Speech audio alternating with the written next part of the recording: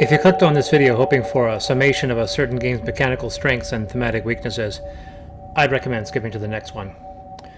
This War of Mine, the board game, developed by Awakened Realms and published by Galacta, may forever be relegated to be the red-headed stepchild of the former's lineup, with other esteemed credentials such as Lords of Hellas, Tainted Grail, and Nemesis taking center stage. Unlike those titles, this War of Mine, the board game, is based on an already established property, its identically named PC game by 11-Bit Studios, another company of some repute. This video's objective focuses on the intent of all designers involved, from digital to analog, as well as discussing the merits of art in its various expressions. Consider this more an analytical retrospective centered on the environment around the game, inasmuch as the game itself. I know I'm often labeled as being aloof in my writing, prone to wincing skits and offhand cuts, but that would be a disservice to the subject and come off as oddly unsuitable considering this game's subject matter. This is art. Get it? Yeah, that's it. That's my only allowed cutaway gag. A brief moment of brevity before tackling the subject at hand. This War of Mine is a depressing, borderline nihilistic adventure. I mean, it's a game, as was its digital progenitor, one you could technically win and certainly lose. It contains rules and impressive production design, so that all checks out. My copy was procured, passed on more appropriately, from a friend in a fashion not dissimilar to the videotape in The Ring or the Pazuzu artifact in The Exorcist. He wanted to badly get this game out of his house, having only played it once and dismissing it as overly difficult and demoralizing, his words. My first play was similarly discouraging.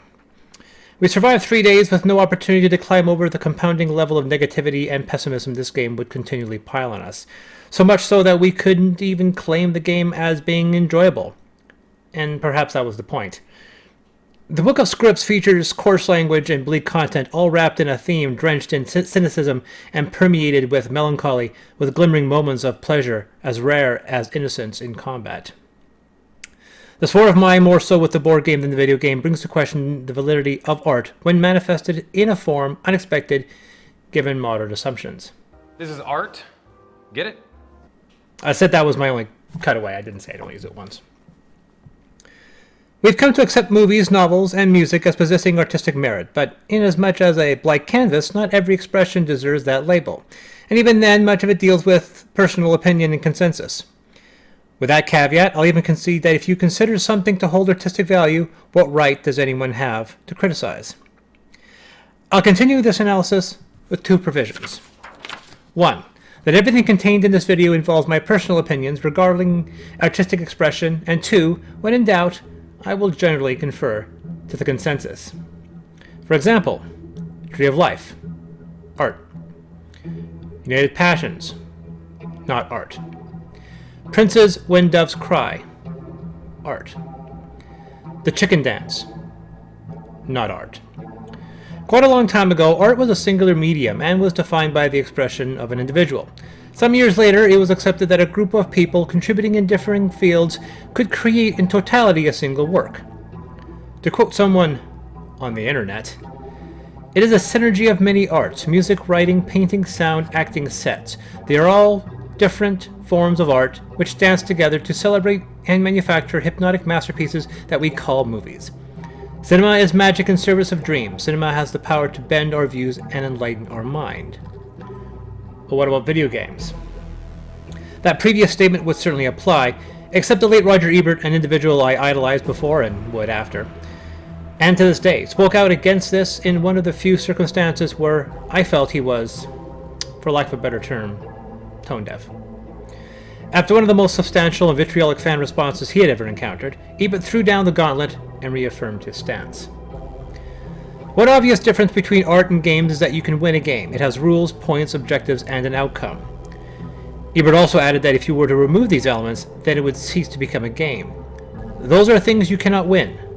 You can only experience them. This single concept hounded Ebert for years, even after his death in 2013. To my knowledge, no one, in or out of the field, has ever been able to cite a game worthy of comparison with the great dramaticists, poets, filmmakers, novelists, and composers. That a game can aspire to artistic importance as a visual experience, I accept. But for most gamers, video games represent a loss of those precious hours we have available to make ourselves more cultured, civilized, and empathetic. Several criticisms to this idea followed. It's evident that Ebert had a prejudiced vision of what the medium is, or more importantly, what it can be. We can debate what art is, we can debate it forever. If the experience moves you in some way or another, even if it moves your bowels, I think it is worthy of some serious study. That was Clive Barker. More closely to my own experience, Jerry Holkins from Penny Arcade approached the subject with this. If 100 artists create art for 5 years, how could the result not be art? Although I disagreed with Ebert, I felt Jerry's counter and subsequent editorial was muddled at best, offensive at worst. To paraphrase a writer that no one has ever questioned the artistic validity of, Harlan Ellison, another person Jerry Holkins clashed swords with, a million people believing a stupid thing does not change that it's a stupid thing. By the way, after I read the Penny Arcade comic, I wrote Jerry a rebuttal, criticizing what I felt were ad hominem attacks on Ebert himself, and replacing a common-sense debate with a confirmation bias. That turned out to be the beginning of an intermittent friendship I value to this day. Just goes to show you that, paraphrasing Edward R. Murrow, that there are still civilized individuals who do not insist upon agreement with political principles as a precondition of conversation or friendship. I don't consider myself an artist. I avoid the label. I don't presume to call myself an author either. I'm a writer, though I do claim artistic integrity from time to time. Even when I ran Dungeons & Dragons sessions weekly from my house, from settings and stories I had conceived from the ground up, I considered them an expression of creativity and believed I was articulating myself artistically in that fashion. It was only recently in reflection on this topic that I started to understand and perhaps agree to a small extent of what Ebert was trying to convey. Art is something without purpose. It must be and can only be an expression of creativity. The moment it serves another purpose, it stops being art in order to serve its other function. A car is not art. It can be pretty, but pretty does not equate art. Employed as a canvas and displayed in a museum, it stops being a car and can be considered artistic. Drive it away, and it stops being art and resumes being a car. Games, including both analog and digital, involve winners, often points, rules, objectives. In the end, it is meant to be played and potentially enjoyed. When a game tries to be a game, it cannot be art. If it peels away the rules, objectives, even the enjoyment, it could be considered art, but would it still be considered a game? There exists interactive art exhibits, but these are not games, and like my automobile comparison, there are numerous games that are beautiful, but that doesn't define art. Some games feature art design, but so do menus. This will generate some blowback, and I invite those comments in hopes of civilized discourse. Like I said, I am not claiming authority on this. I'm only stating that I understand what Ebert was saying and claim that in some way, however small, he may have a point. One of my closest friends is an art major, and one day not long after Ebert's controversy, we spoke at length about the value of his argument and whether or not it had validity, a conversation we still continue to have years later. 4 specific examples have come up for debate. Flower by That Game Company. No, really, they're called That Game Company. Limbo from Playdead, Inside, also from Playdead, and This War of Mine. My art friend believes each one of these games could be considered art, but there were lingering anchors holding each of them back from achieving what she thought at the time was mainstream acceptance, all of these involving around stripping out as much game from the game as possible to undermine what could be considered the enjoyment of winning said game. With Flower, like with many other games, the issue is dragging it back was the inclusion of the aforementioned win state, insisting that if Flower wished to be considered art, then she would change the gameplay. Now each blossoming flower will be fleeting, and no matter how fast the wind swept, you could not finish a level. It just existed. She gave a similar argument regarding Limbo, a title she enjoyed a lot more, but with that one she proposed that the entire game be cyclical. Reach the end, turns out it was the beginning, and you'd have to repeat the whole thing again. You can only escape out by the loop by quitting the game. She was more generous to Inside, specifically with its secret ending where the character you control enters a hidden area believed to be a metaphysical representation of the connection between player and character. By pulling out the plug, you end the game prematurely, a rejection or an embracing of the game's allegory, depending on how you look at it. By severing the connection, you severed yours from the very narrative you were invited to partake in. It would have been funnier if that was the real ending, and not the secret Easter egg you could only find after completing the main game in its entirety. My friend claimed that should have been the real ending, the point of the experience, and not one hidden for only completionists to find. And although I swore I would not sound like a broken record regarding this point, this was her opinion, as this video is mine. Finally, we reach This War of Mine by 11-Bit Studios. It's here where my artist friend and I found agreement. In the game, both digital and analog, a player or players take control of several civilian characters instead of the expected frontline soldiers.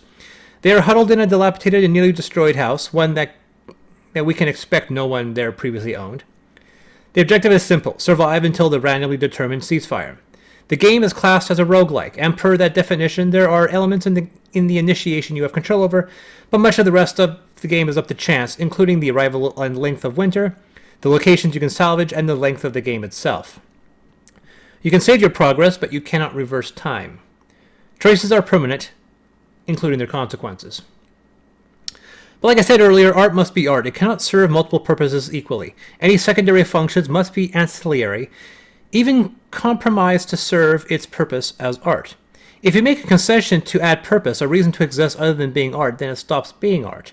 At some point, when a designer or designers set to make a game, there is rarely a point where it stops being a game.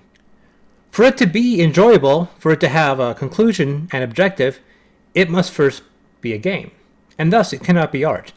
Entertaining another brief moment of narcissism, this is a role-playing game I wrote. I often take criticism online as I modify the rules as I see fit to conform to the setting. It comes first, the rules second. I wrote a series of novels based on the setting. The game as illustrated features segments from the novels. I claim the setting as having artistic integrity, but the game is not art. Perhaps the novel is, as it serves no other purpose other than to be read. But the game? No. Same setting. One is compromised, the other is not. This War of Mine took inspiration from the siege of Sarajevo during the Bosnian War.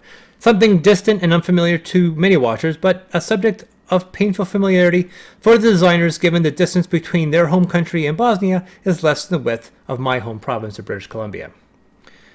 Both variations of the game feature nearly identical aesthetics, approaching their subject matter with little disparity.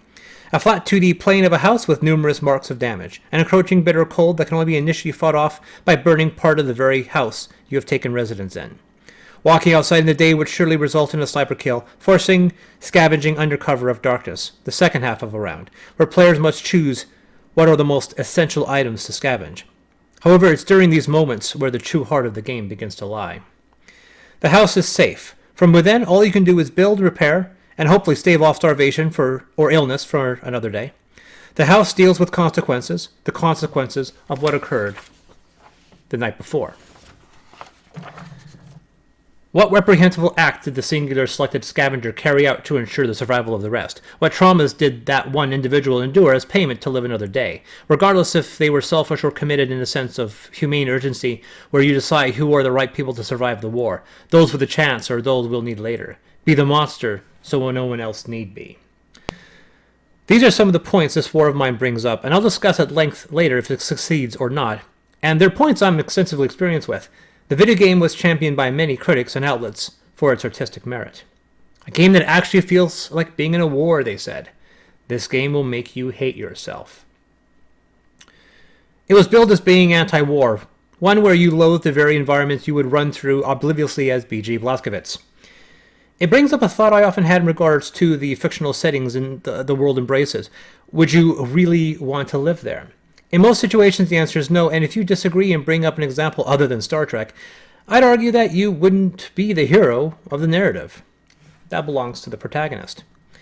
You'd be the background nameless civilian, the one caught in the crossfire, whose house is destroyed as collateral. You're the one paying roaming adventurers to clear out the wolves from your farm.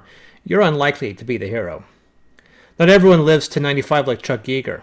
In the 1950s, when Chuck was pushing the sound barrier, other test pilots were dying at a rate of 1 per week.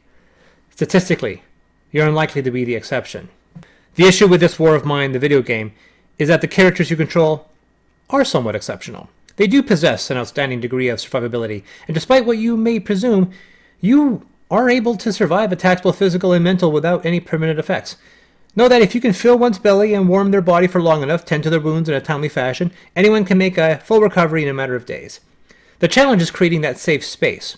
But as my playtime may reveal to you, this is not difficult. Firstly, the video game can be, to use the modern vernacular, cheesed. In a nod to Groundhog Day, if you control Alt out of the game upon discovering a character's demise, you terminate the game and can restart the previous day in hopes of change in the future. A fact you can repeat until the results are satisfying. But even assuming you don't employ that tactic and are simply adept with a mouse click, you can make it out of the early encounters so well equipped as to make much of the rest of the game relaxed. That old couple? You'll get depressed when you rob them, but that'll pass in a day or two, and they have a lot of stuff. Those three girls, one of which is armed, holed up in that apartment? One is eager to put a bullet in your head just for crossing the map without even posing a threat. Hide in their shadows and take them out. Sure, your character will get upset, but you'd have some shiny new weapons to defend the house, and you could then repeat the salvaging run the next day or the next week until you stripped it to the bare basics, securing enough to be almost self-sufficient. Sometimes you'd simply use the game's basic combat mechanics to simply wait, as each corrupt soldier ran out of cover to get shot in the face. Once again, no real long-term effects. In over 100 hours, I only outright failed twice, including my first game, which was also the only time I ever felt any real emotions relating to tension or fear. In another instance, I wasn't able to pull one man out of his depression, no matter how much sleep or food he had, and eventually he walked out from the house, never to return. No bother, as we had a better trained replacement within a few days.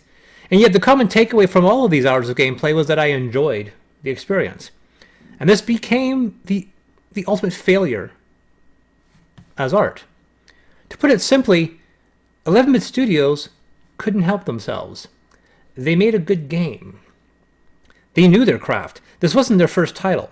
Anomaly, their previous game, is fantastic. A novel twist on a tried and at that point tiresome concept, carried out with a level of passion and effort undeserving for its genre. So much so that I was amazed that their second game would be adapted to be a board game and not Anomaly.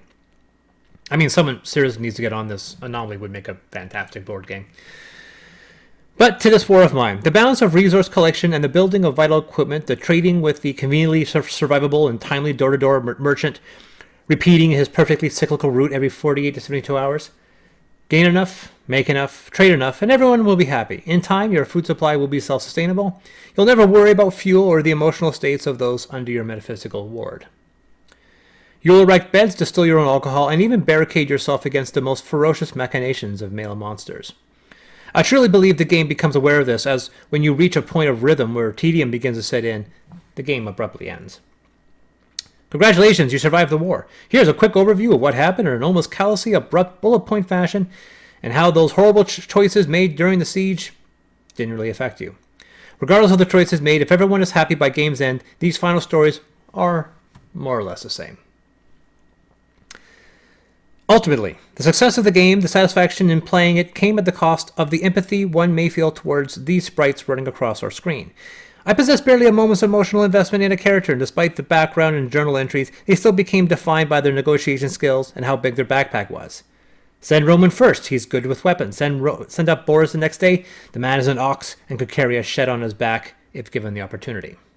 Their actual lives became irrelevant, their emotional states trivial, until those brief and rare moments where they would manifest their sadness by briefly stopping their task or walking slower than usual, but that was nothing a few frantic mouse clicks wouldn't fix. Ultimately, until a character was debilitated, either physically or emotionally, their function would rarely be compromised. I was less invested in their happiness as I was for Commander Shepard. But I loved it. 107 hours of love. Its failure as a work of art made it a better game. When discussing how one would alter the game in favor of artistic expression, my friend and I agreed the solution would be to make the game unwinnable. No matter what you do, no matter how you manipulated the system, no matter how violent you became, in your desperation, all you could do was survive another day. In an unending war, you had no hopes of seeing the end of. Eventually, you'd run out of food. The attacks would become too severe. There would be nothing left of value to salvage. Eventually, as a player, you'd have no one left to control, and the game would just continue, each day an empty and lifeless house in a nameless wasteland. Like the other examples mentioned earlier, as a player you could still choose to exit out of that reality, but for those contained within it, their fate had been sealed the moment the game began. It's this belief I think the designers of the board game decided to embrace. This is not to claim that Awakened Realms and Galacta are inferior game designers. I mean, that's entirely possible, but I believe that this conversation was had at some point. They looked at the digital version of this war of mine and judged it forgiving, lenient, soft.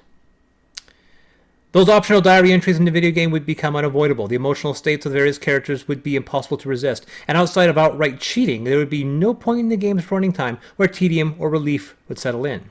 From the first moment, the board game would push players down and force them to emphasize through graphic narrative depictions the horrors and ordeals of living as civilians in a war zone.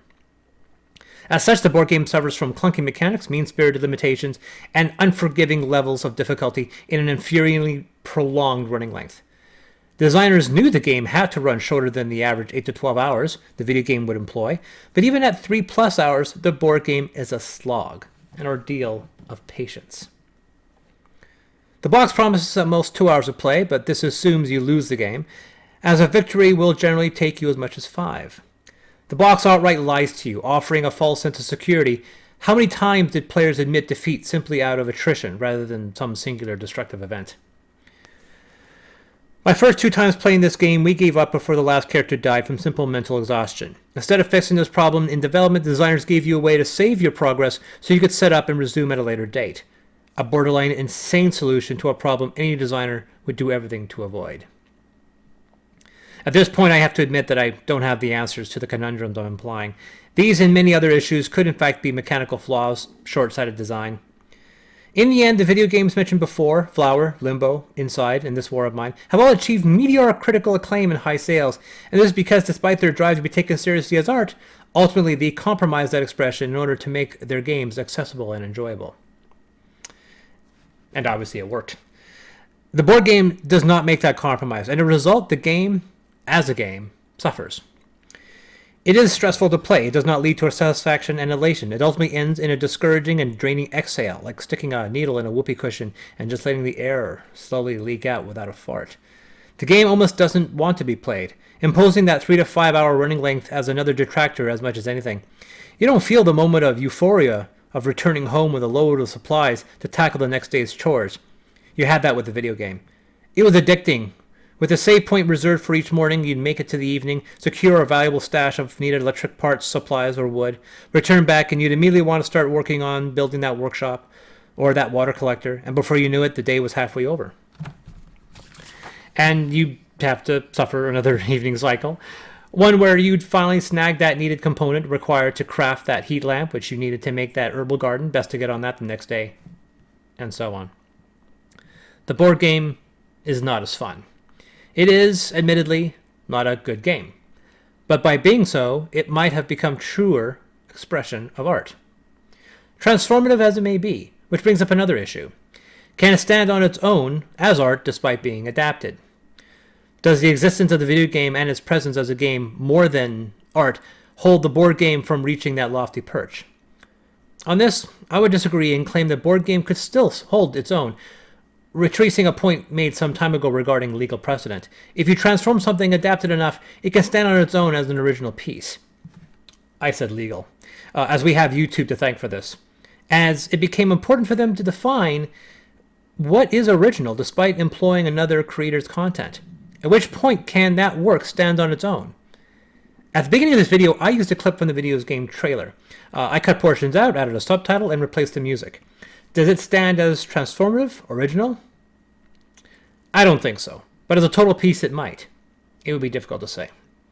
The board game took the concept, name, and intention from its progenitor, but then shifted presentation and altered the mechanics.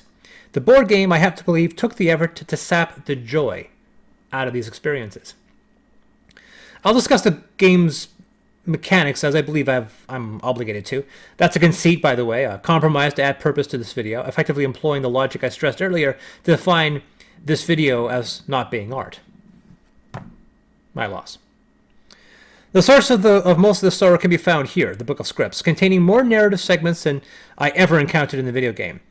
Near and Far is credited for its extensive storybook featuring close to 300 story entries. This War of Mine, the board game, boasts nearly 2,000. Small font, no artwork, as antiseptic as the rest of the game. And what barely passes off as faint praise, the designers attempted to make learning the actual game as stress-free as possible. Alas, their inspiration to have a tutorial play simultaneously with their first few rounds of the game backfires as things start to go downhill almost right away, with the players initially confounded on what to do to remedy this. This nearly complete breakdown in comprehension of the rules during a game forces players to pass the book of scripts about in a mad dash to search for answers. Before explaining this game, one must understand its level of difficulty. It's high. Extremely.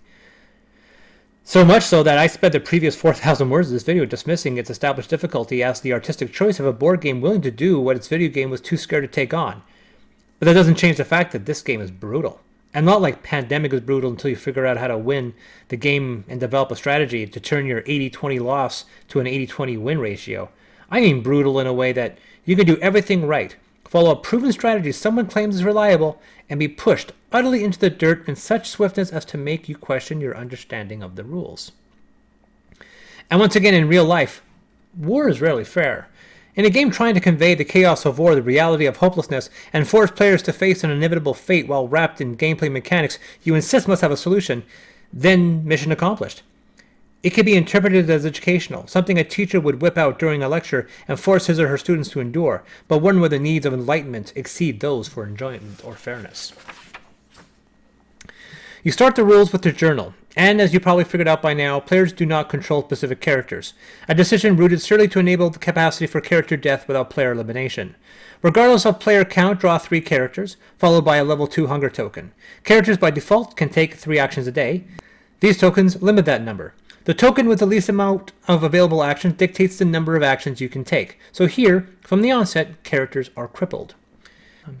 In comparison to the video game, one of many you'll notice me making, although characters can be stricken with hunger or illness from the start until it worsens and then worsens again, these conditions in no way affect a character's abilities. Place all the matching miniatures on the unused space. Then distribute the, I kid you not, more than 16 different sets of cards across the board, including the fitting cards, night raid cards, resident cards, 3 location cards, and all the shelter cards. Compose the event deck by stacking 3 shuffled ending event cards, the Chapter 3 card, 4 event cards with the Chapter 2 card, 3 event cards topping with the Chapter 1 card. Add a lockpick, a shovel, 4 components, 4 wood, 2 water, and 3 raw food to the supply. The concept of the journal and the hand-holding tutorial is novel, but unlike another game that succeeds at this, Fog of Love, this War of Mine utterly failed in its attempt. For one, the journal is far too abrupt, but in desperation to keep it under 15 pages, I had to count, apparently Poland doesn't think page numbers should be a thing, the designers threw all the detailed rules and FAQs scattered throughout the entries in the Book of Scripts. And yes, despite what the game thinks, if you want a snowball's chance of surviving your first game, which is still doubtful, you will have to read these. And these FAQ references are scattered like buckshot across the manual, so much so that I honestly missed most of them on my first pass. And to make matters worse, there are even hidden advanced rules you have to search for. The player holding the script book is the leader and assumes unilateral control of the decisions made that turn. To prove the characters are squatting, just like the video game, large portions of the house are inaccessible, resulting in time wasted in scavenging from one's own home. A turn starts in the morning, paralleling the game. Draw the top card, which in this case would be the Chapter 1 card, which itself dictates the drawing of objectives. The final objective is always the same: survive, with a bizarre stipulation that at least one starting character must survive with at least state equal or less than 2, conditions the video game doesn't bother to impose. Complete the current objectives before the chapter is concluded, and reap the benefits or suffer the consequences. Another invention of the board game. Anytime you find a hand symbol, that is a location where you can place a miniature and carry out that action, assuming you possess the requirements to do so. These can include shelter spaces to scavenge or fittings for craftings. If you need to pick a lockpick, roll a black die. 1 to 3, that action is wasted. Any other result, discard the lockpick, flip the card over, and gain the resources. And as you might have figured out, there is no die rolling in the video game. The lockpick always works. The fittings match those from the video game, though there is a strange and somewhat arbitrary block from gaining more than the starting 10, while in the video game it's more of a logical tree branch progression. To make a fitting, place the card down, place the character, spend the supplies if you have them, then flip the card over. After all the characters have taken their available actions, dusk occurs. Each character must consume 1 water and 1 type of food. The better the food, the more hunger resolved. Otherwise, suffer from hunger or misery. If you lack food or water, the character could suddenly starve to death in apparently 2 days. This conceit is an obvious one, as the video game would encompass 8 to 12 hours, with the game taking between 25 and 65 days. The board game limits this to a still incredibly long but condensed 13 days and 3 to 5 hours. Despite this, it still comes off as absurd, compounded by the obvious fact that the number of resources you can possess are limited by the tokens in the game, a restriction the video game doesn't impose. So canned food is limited to only 3. The video game also ignores water requirements and counts generic food as including both. The dusk phase involves determining who is sleeping on the floor, on the bed, who is on guard duty, and who is scavenging. Unlike the video game, up to 3 characters can scavenge. Necessary, since unlike the video game, a single character in the board game is apparently limited to carrying 3 bottles of water before they collapse from exhaustion. I'm actually not joking, that's how restrictive a character's carrying capacity can be. Scavenging is entirely card-based. Draw exploration cards as shown on the location space, then resolve them one after another. Each one will offer choices or challenges, many referring to the Book of Scripts. Actions generate noise and specific cards will force a roll. Roll under the noise value and a resident will appear. With the video game, the appearance of civilians is entirely predictable. The supermarket always has 2 different residents, and once you deal with them, in whatever fashion you see fit, they don't reappear. But in the board game, it is completely random. When the unknown deck is depleted, you can add as much wood, water, and components to fill up your supplies. Then the characters return to the house, and the night raid phase begins. Draw and resolve the top card of the night raid deck. In the video game, a raid would generally occur every 2 nights. With the board game, only 2 cards of 10 don't result in a raid. This eventually leads to a random roll depending on the type of weapon. In the video game, eventually, with enough defenses, night raids become inconsequential, but in the board game, a single bad roll can always spell disaster. After the night phase, a new dawn rises. The scavenging party returns, you can assign meds and bandages. You must then draw a fate card, which resolves injured or sick characters. There are other inconsistencies between the video game and the board game. In the video game, the trader would show up every 2 or 3 days, but in the board game, he rarely shows up.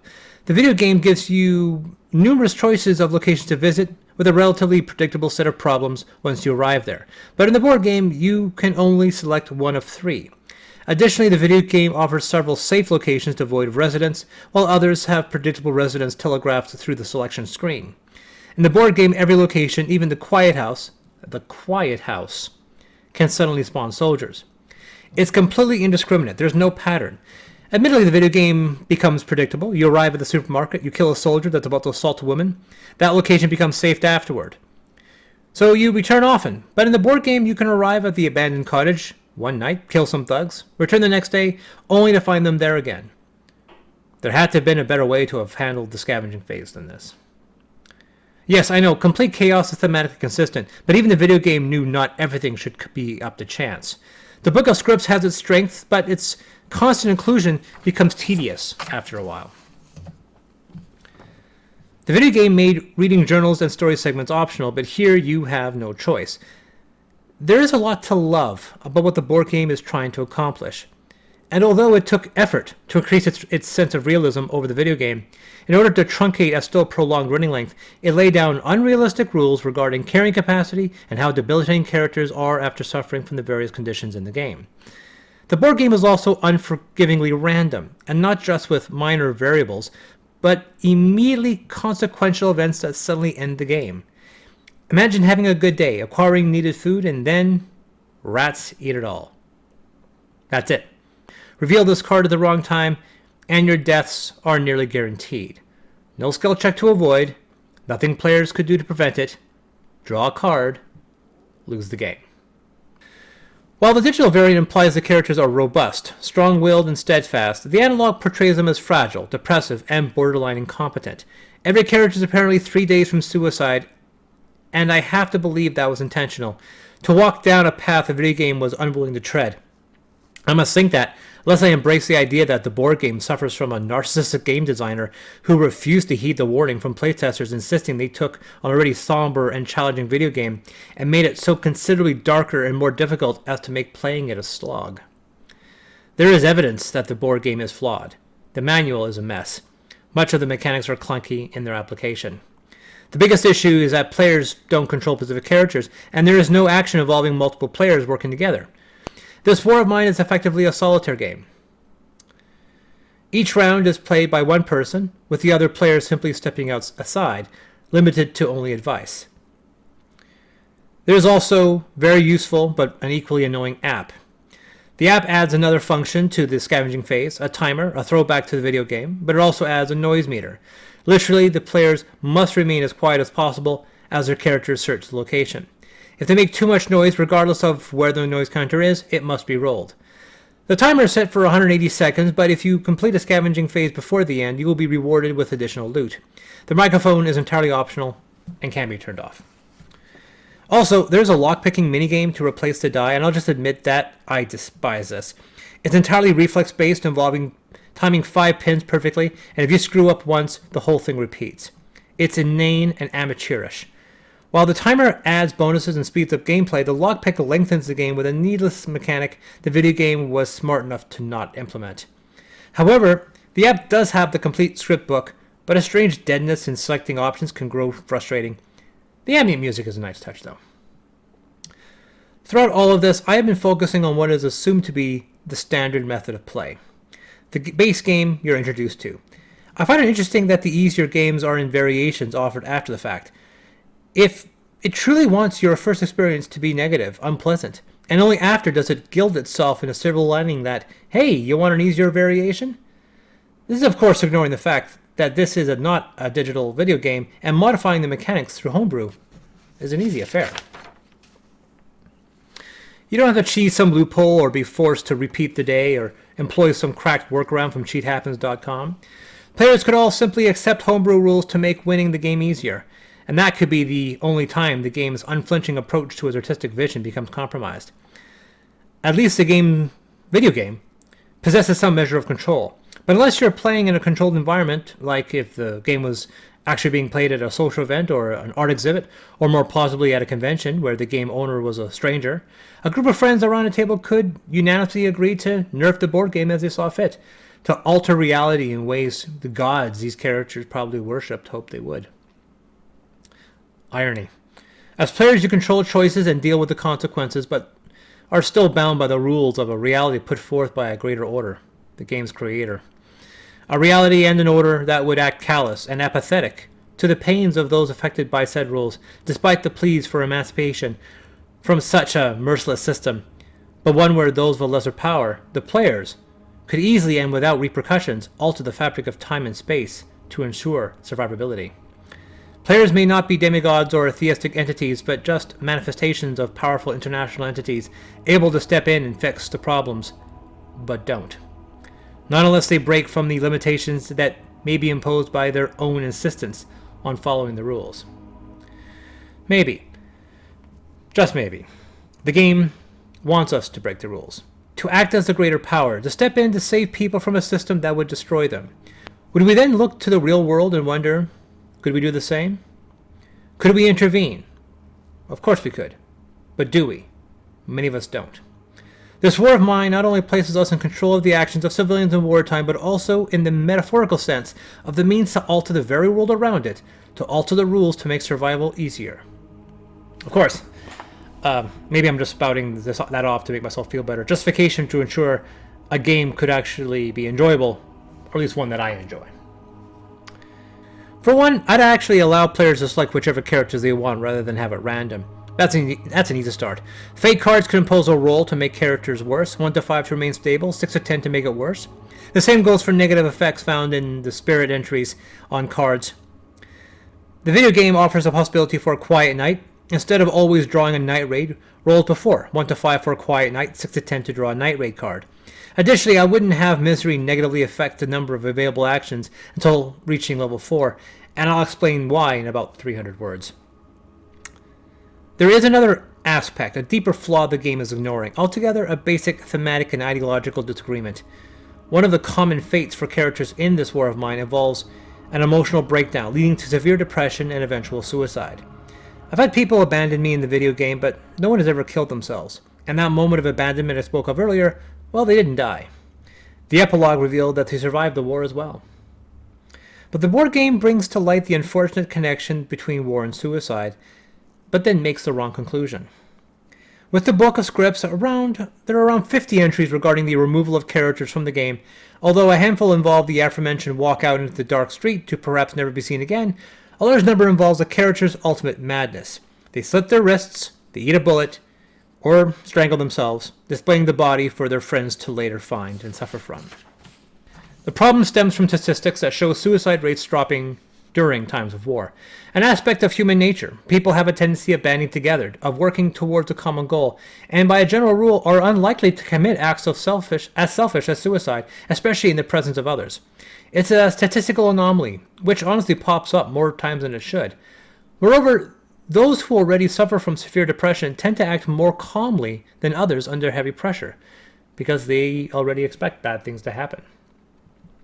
Let's be absolutely clear. Misery is a core issue plaguing these characters, while in the video game, it is only a minor concern. Case in point, Amelia is addicted to coffee, and for each day without one, her misery increases by 1. That means if this problem is not mitigated, after at most 4 days, Amelia will kill herself. 4 days without a cup of coffee, and this character commits suicide. And in case you're wondering, in all my time playing the video game, I never had coffee, and no character became suicidal given its absence. And she wasn't the only one. Erica and Bruno's misery will drop unless they have a cigarette. Anton requires books, and if he reads one, his misery is reduced, but his fatigue goes up. I'm not sure what he's reading, but I've never been winded tackling Shakespeare. I don't know, must be the Silmarillion. And I admit probably suffering from an addiction to caffeine, but lacking it for 3 days probably won't result in me slicing my wrists with a lit can of beans. This war of mine takes inspiration from recent conflicts, but then cherry-picks that inspiration to create a situation devoid of any real emotional weight. The country is fictitious. One of the locations you can raid is a church, an oddity considering religion is never mentioned once during the game, likewise the motivations for this conflict. For this war of mine, the war is an act of God. It's nameless, a random force unexplained, even though for the characters in the game, it is absolutely defined. They know the conflict. We do not. As a result, both versions of the game take the safe road by avoiding subjects like rape, genocide, and slavery. We never know the culture of this functional nation, if it has one worth saving. But the realities of war are so distant, so much on the fringes of the game's theme, that it could easily have been an alien invasion or a zombie apocalypse. It's so much a detachment that if swapping a real war with a paranormal one, the game wouldn't change. And that feels like a flaw both games suffer from. The needs of being a game became paramount, which is why filling out paperwork and standing in line for 6 hours for food rations is not a game component. We, or at least I, forgave the video game for these failings because the survival elements were still enjoyable. But with the board game lacking that satisfaction, it forces me to analyze its artistic expression and how it still took the easy way out regarding the subject matter's truly darker elements. This war of mine paints a picture of war, but it uses language of games to do so, was one quote from the designer. The game does not need to include every single atrocity of war invented by men to deliver its message. This indicates that the designers felt that gamers were not mature enough, not ready to deal with that level of darkness. A weird irony given that murder and suicide are apparently fully acceptable. The board game is recommended for people 18 years and up, so why hold back? Why censor the language or the content? Both versions of the game wanted to express horrid lives of people living as collateral in war. And the video game took the lead by filtering that content and presenting a conflict and situation that could not actually exist as depicted. But as said, still a fun game. The board game doesn't benefit from this luxury, leaving it to just be judged as an overtly difficult experience that arbitrarily made decisions regarding the challenges and traumas facing unrealistic people in unrealistic war. It's easy to become art at that point because, like the video game, it is making significant concessions. The board game had a choice: pull back its difficulty and dark storytelling to make the game easier, more accessible like its predecessor, or take a chance in creating the experience the digital variation didn't have the courage to tell. Falling somewhere in between, it fails in both respects. This War of Mine, the board game, despite taking more risks, still fails to impart an accurate depiction of civilian life in a war-torn city. I suppose I should give it credit for trying, but the unrelenting randomness and difficulty does point to it being more an artistic piece than an actual game. But an artistic piece created by artists that wanted to show one atrocity while filtering out another. I suppose it does have merit, it can be considered artistic, but I wait the day when a game can be made that refuses to yield and crosses that threshold into being true art. If you want an enjoyable survival experience, you'll need to homebrew it, or just play Robinson Crusoe. If you want a brutally harrowing experience, this war of mine tries to fill that slot, but then concedes at the knife edge before stepping into truly horrific and realistic storytelling. It examined what the video game got right and got wrong, but then came to incorrect conclusions on how to improve the design. How to solve non-existent problems and work around obstacles that only they believed were present, while at the same time leaving glaring errors and masking them as artistic discretion. I don't hate this game. I can't. It tried harder than most. It set its goal line almost an unrealistic distance away. It failed, but it gets credit for pushing further while other games accepted thoughtlessness. It needs to exist, for better games to come later and stand upon the foundations set here. This is Chris from Deus Ex Machina.